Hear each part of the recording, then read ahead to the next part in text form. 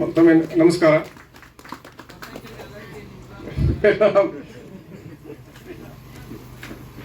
ಇದು ಇದು ನಮ್ಮದು ಅಂತ ನಾನು ಹೇಳಕ್ಕೆ ನನಗೆ ಇದಾಗ್ತಾ ಇಲ್ಲ. ಇದೊಂದು ಜವಾಬ್ದಾರಿ, ಆ ಒಂದು ಭಗವಂತ ಒಂದು ಜವಾಬ್ದಾರಿ ವಹಿಸಿದಾನೆ. ಏನೋ ಒಂದು ಕೆಲಸ ಆಗಬೇಕಾಗುತ್ತೆ. ಸ್ವಾಮೀಜಿಗಳು ಅದು ನಾವು ಒಂದು ನೆಪ ಮಾತ್ರ ನಾನು ತಿಳ್ಕೊಂಡಿದ್ದು. ನಾವು ಇಲ್ಲಿ ನಮ್ಮ ಕಡೆಯಿಂದ ಕೆಲಸ ಮಾಡ್ತಾ ಇದ್ರೆ ಮಾಡಕತ್ತೀವಿ. ಆ ನಿಟ್ಟಿನೊಳಗೆ ನಾನು ಮೂಲತಃ ಆಟೋಮೊಬೈಲ್ ಇಂಜಿನಿಯರಿಂಗ್ ಮಾಡಿದ್ದೆ. ನಮ್ಮ ತಂದೆಯವ್ರ ಸತ ಮೆಕ್ಯಾನಿಕಲ್ ಎಕ್ಸಿಕ್ಯೂಟಿವ್ ಇಂಜಿನಿಯರ್ ಅಂತಿದ್ದು ನೀರಾವರಿ ಇಲಾಖೆ ಒಳಗೆ.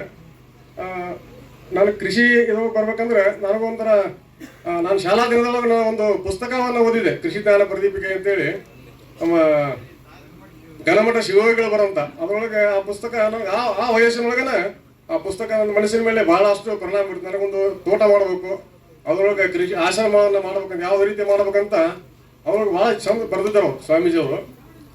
ಅವಾಗ ನನ್ನ ಆ ವಯಸ್ಸಿನೊಳಗೆ ನನ್ನ ತಲೆಗೆ ಒಂದು ಇದು ಬಿಟ್ಟಿತ್ತು. ಅದು ಬರ್ತಾ ಬರ್ತಾ ಅದಕ್ಕೆಲ್ಲ ಪೂರಕವಾಗಿ ಎಲ್ಲ ವಾತಾವರಣ ಕೂಡಿ ಬಂದು ಮುಂದೆ ನಮ್ಮ ಪೊಲೀಸರ ಅಧ್ಯಕ್ಷರು ದಲಿತರಿ ಕೃಷಿ ಪರಿವಾರದ ಸಂಪರ್ಕ ಬಂತು.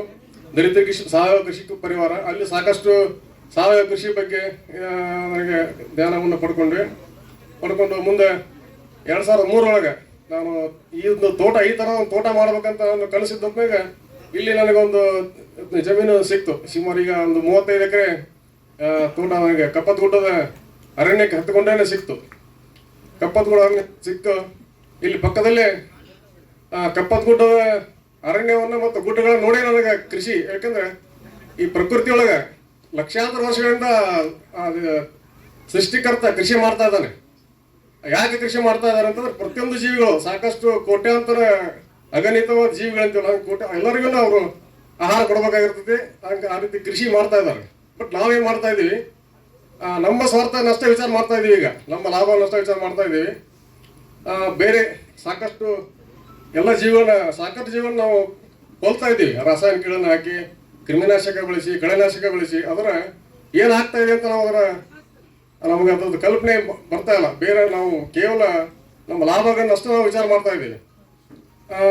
ಇದು ಈ ಒಂದು ನಮ್ಮ ಕನ್ನೇರಿ ಮಠದ ಸ್ವಾಮೀಜಿಯವರ ಒಂದು ಪ್ರೇರಣೆ ಮೇಲೆ ಆಶೀರ್ವಾದ ಮುಖಾಂತರ ನಾವು ಕೃಷಿ ಆಶ್ರಮದ ಅಭಿಮಾನ ಮಾಡಿದಾಗ ಇದರ ಬಗ್ಗೆ ನಮಗೆ ಸಾಕಷ್ಟು ಈ ತಿಳುವಳಿಕೆ ನಮಗೆ ಬಂದುದರಿಂದ ನಾನು ಯಾವುದೇ ರಾಸಾಯನಿಕವನ್ನು ಬಳಸಲಾರದೆ ಸುಮಾರು 25 ವರ್ಷಕ್ಕಿಂತ ಹೆಚ್ಚಿಗೆ ಆಯಿತು. ನಾವು ದಲಿತರಿ 1989 ದಲಿತರಿ ಕೃಷಿ ಪರಿವಾರ ಸಂಪರ್ಕದಲ್ಲಿ ಇದ್ದಿದ್ವಿ.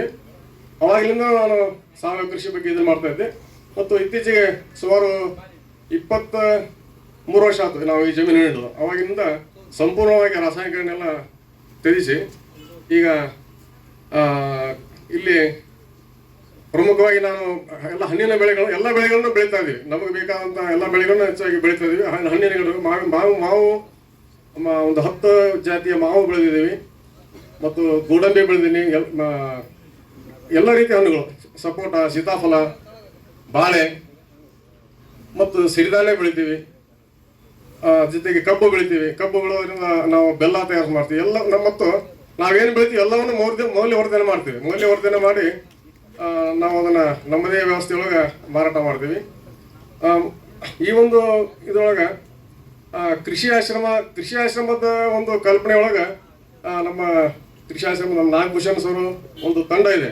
ನಮಗೆ ಮಾರುತಿರಾವ್ ಅವರು ಒಂದು ಪ್ರೇರಣೆ ಮುಖಾಂತರ ಈಗ ಕೃಷಿ ಆಶ್ರಮದ ಮುಂದೆ ಕೃಷಿ ಗುರುಕುಲ ಪ್ರಾರಂಭ ಮಾಡ್ಬೇಕಂತೇಳಿ ನಾನೊಂದು ಕನ್ನೇರಿ ಮಠದೊಳಗೆ ಸ್ವಾಮೀಜಿಯವರ ಇದ್ರೊಳಗೆ ಕನ್ಯೆ ಗುರುಕುಲ ನೋಡಿದ್ದೀವಿ. ನಮ್ಮ ಭಾಗದೊಳಗೆ ನಮ್ಮ ನಂದಿವೇರಿ ಸ್ವಾಮೀಜಿಯವರ ಆಶೀರ್ವಾದದಿಂದ ನಮ್ಮ ಭಾಗದೊಳಗೆ ಒಂದು ಕೃಷಿ ಗುರುಕುಲ ಅಂದ್ರೆ ನಾವು ಮರೆತು ಬಿಡ್ತೇವೆ. ಲಾಸ್ಟ್ ನಮ್ಮ ದೇಶದ ನಮ್ಮ ಹಿರಿಯರ ಏನೋ ಒಂದು ಪರಂಪರೆ ಇತ್ತು, ವಿದ್ಯೆಗಳಿಂದ ನಮ್ಮ ದೇಶದ ವಿದ್ಯೆಗಳೇನಿತ್ತು ಒಂದು ಭಾಳ ಮರೆತು ಬಿಟ್ಟಿದ್ದೆ ನಾವು. ಅದನ್ನು ಭಾಳ ಸಮೃದ್ಧವಾದ, ಭಾಳ ಶ್ರೀಮಂತವಾದ ಒಂದು ನಮ್ಮ ದೇಶದ ಒಂದು ಸಂಸ್ಕೃತಿ ವಿದ್ಯೆಗಳು ಇದ್ದು ಅವು ನಮಗೆ ಗೊತ್ತಿಲ್ಲ. ಲೆಕ್ಕಕ್ಕೆ ಅವು ಮರೆತು ಹೋಗ್ತಾ ಇದ್ದೇವೆ. ಅವನ್ನು ಉಳಿಸ್ಬೇಕು ಅನ್ನೋ ಒಂದು ಸಣ್ಣ ಒಂದು ಸಂಕಲ್ಪದಿಂದ ಒಂದು ಕೃಷಿ ಆಶ್ರಮದೊಳಗೆ ನಮ್ಮ ಗುರುಗಳ ಮಾರ್ಗದರ್ಶನದೊಳಗೆ ನಾವು ಎಲ್ಲ ಒಂದು ಗುರುಕುಲವನ್ನು ಮಾಡ್ಬೇಕಂತ ಒಂದು ಸಂಕಲ್ಪ ಮಾಡಿದ್ವಿ. ಅದಕ್ಕೆ ನಮ್ಮ ಸ್ವಾಮೀಜಿಯವರ ಒಂದು ಆಶೀರ್ವಾದ ಇವತ್ತು ಬಂದಿದ್ದು ಒಂದು ನಮಗೊಂದು ದೊಡ್ಡ ಶಕ್ತಿ. ಇಬ್ಬರು ಬಂದಿದ್ದು ನಾವು ಎಂಥ ಕಷ್ಟಗಳು ಬಂದರೂ ನಾವು ನಮ್ಗೆ ಒಂದು ಶಕ್ತಿ ತಡ್ಕೊಳ್ಳುವಂಥ ಶಕ್ತಿ ಸ್ವಾಮೀಜಿಯವರು ಪಾದಾರ್ಪಣೆ ಮಾಡಿದ್ದಕ್ಕೆ ನಮಗೆ ಬಂದಿದೆ. ಗೊತ್ತಿಲ್ಲ.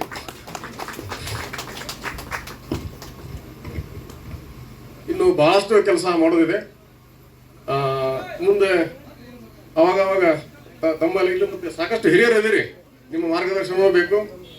ಅವಾಗವಾಗ ಇಲ್ಲಿ ಬಂದು ನಮ್ಗೆ ಆಶೀರ್ವಾದ ಮಾಡ್ರಿ ಅಂತ ಹೇಳಿ ನಾವು ಬೇಡ್ಕೊಂಡು